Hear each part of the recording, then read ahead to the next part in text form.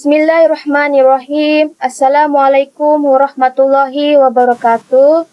Nama saya Atrasya Farhana binti Masrin dan nomor matriks adalah 030712133001. Saya merupakan pelajar OUM Cawangan Sandakan Sabah. Tujuan saya buat Google Meet adalah menuntut kehendak tugasan saya bagi subjek HBEF 1103 Sosiologi dan Falsafah Pendidikan di Malaysia semester Januari 2025. Terima kasih diucapkan kepada Cikgu Syarika kerana sudi meluangkan masa untuk berbincang tentang kepentingan strategi pedagogi dalam memupuk persekitaran pembelajaran inklusif terutamanya dalam masyarakat majmuk seperti di negara kita, negara Malaysia. Waalaikumsalam, sama-sama. Isu ini memang sangat relevan, terutama dalam konteks bilik darjah hari ini yang semakin pelbagai dari segi budaya, bahasa, dan keperluan sosial pelajar. Sebelum kita memulakan perbincangan, bolehkah cikgu perkenalkan diri atau menjelaskan latar belakang serba sedikit? Ya, boleh.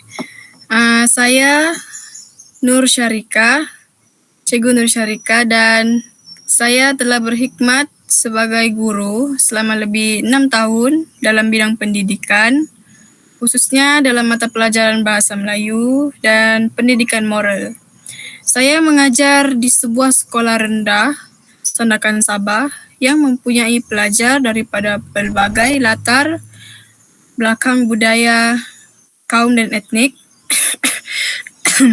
Selain itu, saya juga terlibat dalam beberapa program latihan guru berkaitan pembelajaran inklusif dan strategi pembelajaran yang sesuai untuk bilik darjah yang pelbagai. Terima kasih banyak Cikgu Nur Syarika. Pengalaman cikgu yang telah cikgu jelaskan tadi pastinya akan berguna dalam memahami isu-isu kepelbagaian dalam pendidikan. Sebelum kita berbincang lebih lanjut, saya ingin menyentuh sedikit mengenai konsep ataupun definisi pedagogi dan pembelajaran inklusif. Baiklah, konsep pedagogi ini merujuk kepada suatu teori, pendekatan, dan amalan pengajaran yang digunakan oleh guru yang mana berfungsi untuk membantu pelajar memahami suatu ilmu dengan berkesan. Manakala pembelajaran inklusif, ia adalah satu pendekatan pendidikan yang mana memastikan setiap pelajar tanpa mengira latar belakang budaya, bahasa, ataupun keupayaan mereka untuk mendapat peluang pembelajaran yang adil dan bermakna dalam persekitaran yang menyokong kepelbagaiannya. Dalam masyarakat majmuk seperti di negara kita, pembelajaran inklusif yang sangat penting untuk memastikan semua pelajar ni mendapat akses pendidikan yang sama. Pada pandangan cikgu, mengapa strategi pedagogi yang inklusif ini penting dalam bilik darjah pelbagai budaya?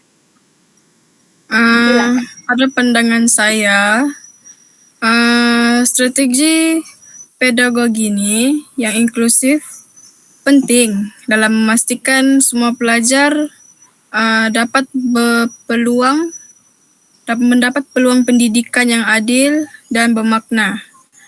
Dalam bilik darjah yang terdiri daripada pelbagai kaum, latar belakang, budaya dan tahap keupayaan berbeza adalah penting untuk memastikan bahawa semua pelajar berasa diterima dan dihormati. Apabila pelajar melihat budaya, bahasa dan identiti, mereka diiktiraf dalam pembelajaran mereka, lebih bermotivasi lah untuk belajar. Selain itu, pembelajaran inklusif ni membantu untuk menggalakkan toleransi dan persefahaman antara pelajar.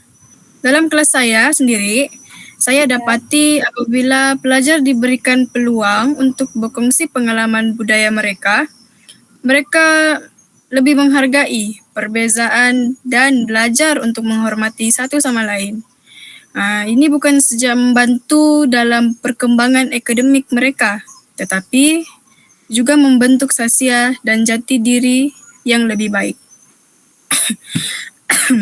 Seterusnya, strategi pedagogi yang berkesan yang mana dapat membantu memenuhi keperluan pelajar daripada latar belakang yang berbeza.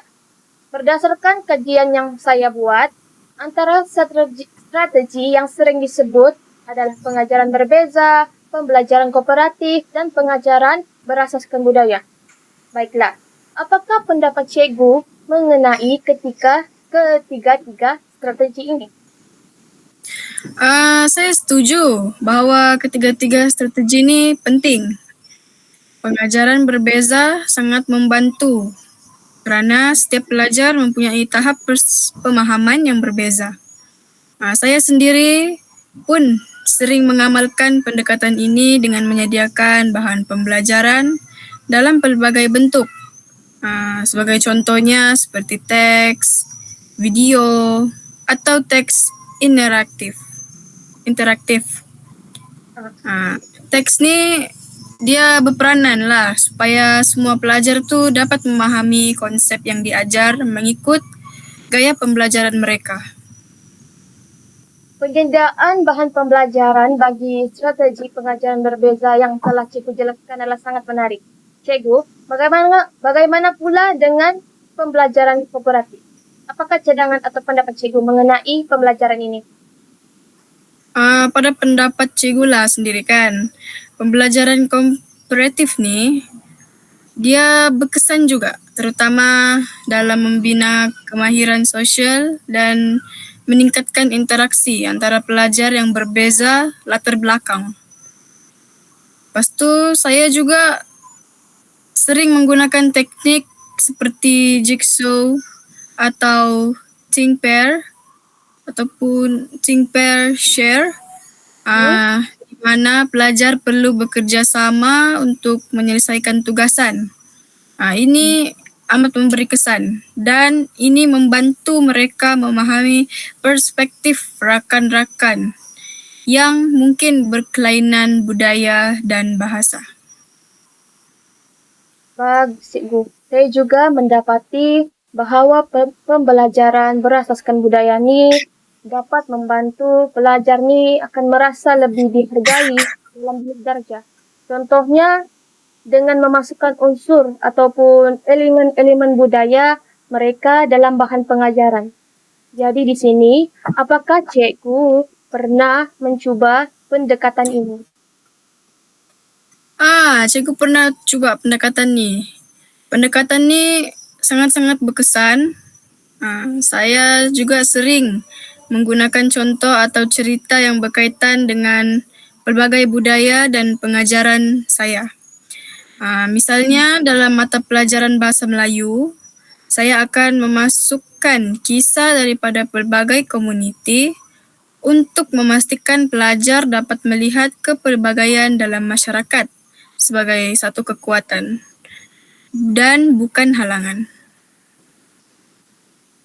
Baiklah, contoh-contoh yang telah cikgu jelaskan adalah memang cara yang terbaik yang mana dapat meningkatkan rasa inklusiviti di bilik darjah. Dari pengalaman cikgu lah, apa cabaran utama dalam melaksanakan strategi ini?